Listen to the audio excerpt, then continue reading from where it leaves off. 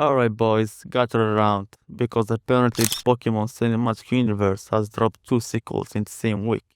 At this point, she's speedrunning November drama like it's sponsored challenge. I swear every year she finds a way to trend without playing a single video game. Incredible talent. So the whole thing started with Pokemon getting cooked online again, because it tweeted something people didn't like. Then instantly deleted. Classic Pokemon move. She throws a grenade, watches explode, then act like she wasn't even in the room. And of course Twister Detective showed up, with their Mesm level relics. They're pulling out clips from 2016 like ancient Pokemon fossils, going gotcha cheek mates. Bro, she was picking something up off the floor in the clip.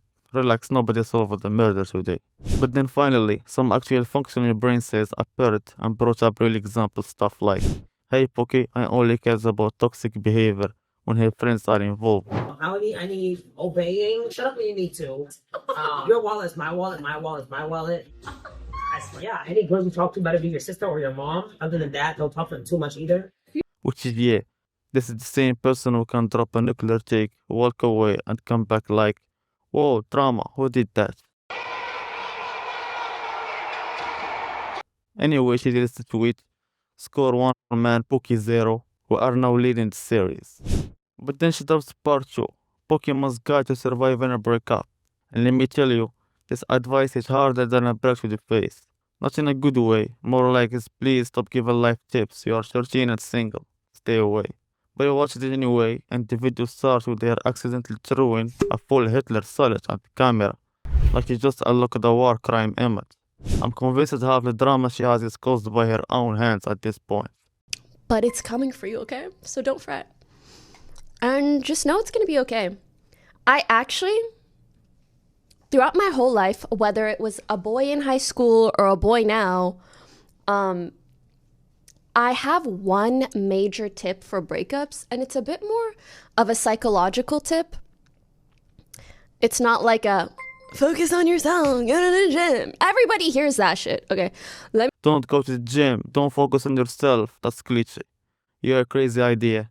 Self-improvement after heartbreak. Real Sigma advice incoming, boys. Let me tell you a tip that, like, you're gonna feel like you're mind controlling yourself a little bit, okay? It's a practice called noting. And basically what it means is, you know when you go through a breakup and like you can't stop thinking about them. You're like, oh, I'm so depressed and I wish this and I wish that and I wish I did this and I wish they did that and blah, blah, blah, blah, blah, blah.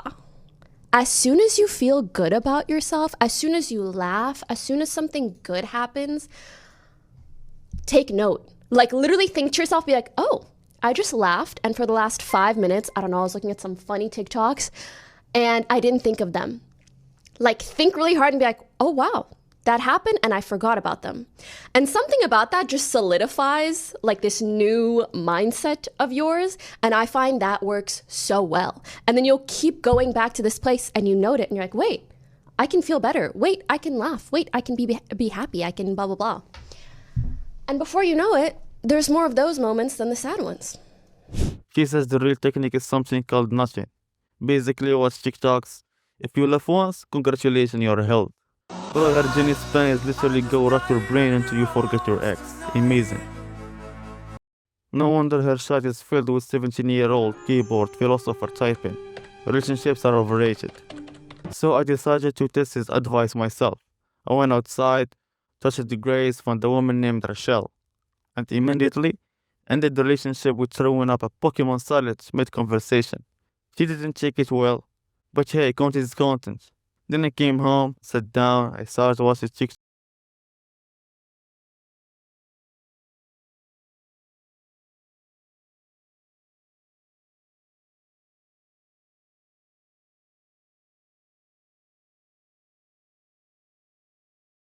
Couples, skinny boyfriend with his potato girlfriend, treating us to let his girlfriend away. And just like that, I'm 10 times more depressed and I gained 20 imaginary pounds. The advice worked just in the opposite direction. But then she says, and before you know it, there's more of those moments than the sad ones.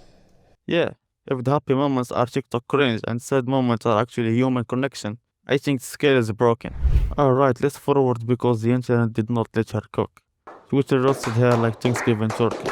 One guy said, She's 13, single, no kids, giving breakup advice. And honestly fair, it's like me giving financial advice while still living on my mama house as an unemployed kid. Even Andrew Tate had better advice before he turned into a Muslim crypto Batman. Though she is in love, I am still hard as hell. Buy more! Buy more! Buy more!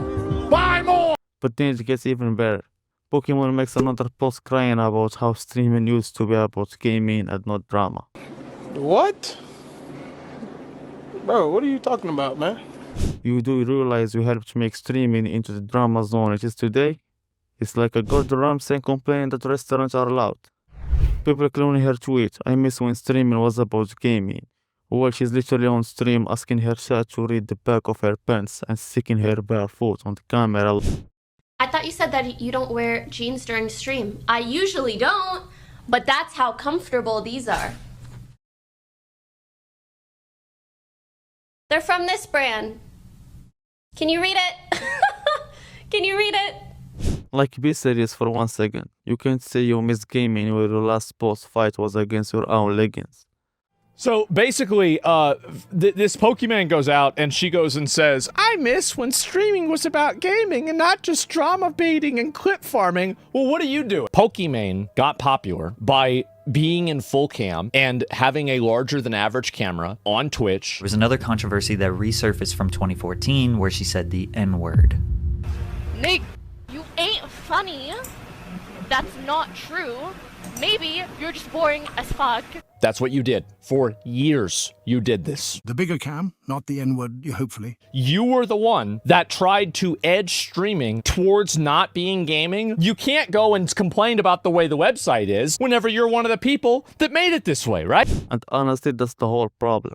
Pokemon keep preaching about the old days of gaming, but the only thing he's speedrunning in 2024 is audience retention through accidental I don't know traps. why this guy has been DMing me for months, trying to link up, responding to my outfit pics, etc. And he just announced his engagement on Instagram.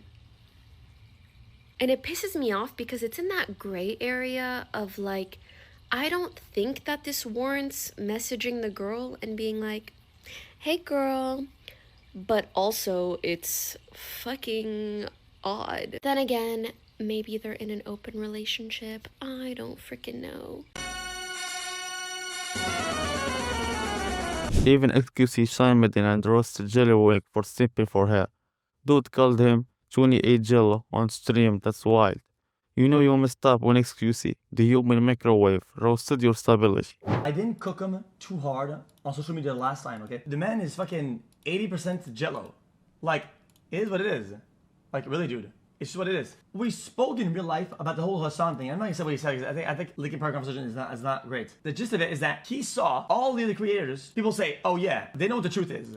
We discuss the truth, and then he seems locked in. The man gets home, instantly tweets some shit, takes it all back, and I'm like, brother, you still haven't attacked the facts. Like, it doesn't make sense to me that if at least you're gonna have a stance, you know, at least back it up with like a picture or some form of any. Guys, I've changed my idea about Hassan because of this new information. Bro says nothing. Just switch. That's jelly. That's jelly, brother. You're wobbling around like you're Jellywig. So it is what it is. And funniest part, she deletes her Twitch again. We will wrap up the possibly the most accurate take ever posted online. Never take relationship advice from a streamer. Yes, thank you, finally someone said it. So here's the grand conclusion. Pokemon is officially too old for this. She's still out there playing the internet games like in 2018. But the audience changed, the internet changed, and now every time she posts, people are waiting with flamethrowers like it's a raid boss fight.